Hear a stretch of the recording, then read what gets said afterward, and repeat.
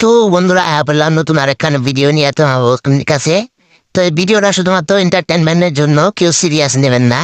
তো চলো, ওই যে দেখা যায় একটা কাকু আর একটা কাকিমা হয়তো ধান কাটপান লাগছে, সরি ধান না গাছ কাটপান লাগছে।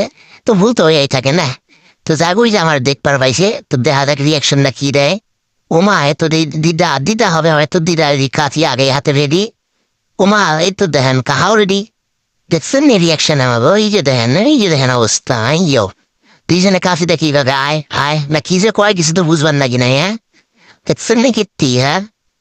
তো যাক এই পর্যন্ত নর্মালি আছে, আগে অব্দি কি হয় দেখা যাক একটু।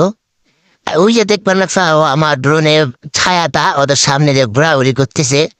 অনেকে কমেন্ট করে বলো যে দাদা কি দিয়ে কি মানে ভাবে ভিডিও করো যে এত ভয় পায় লোক। তো সেরকম কিছুই না, মানে আমি ড্রোন পাঠিয়ে দিই। ওই যে দেখেন রিয়াকশন দেখেন, প্রচুর পরিমাণে রিয়াকশন স্টার্ট হয়ে গেছে। তো বেশি পরিমাণে রিয়াকশন নেওয়া যাবে না, জানি না কি এমন কি বলতেছে। ড্রোনে তো সাউন্ড কেচাপ হয় না। তো যাক একটু আর একটু দেখি। তো এরা হয়তো বুঝবার লাগছে যে পাকিস্তান থেকে কিছু পাঠালোই নাকি এখন নিকে।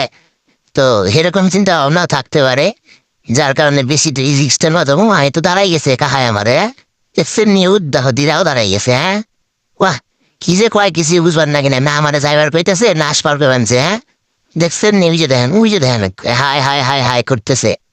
হ্যাঁ যাই হোক, এমনি বেশিক্ষণ থাকা যাবে না, কারণ কি না কি ভাবতেছে, তখন বেশি মাত্রা ভয় পালে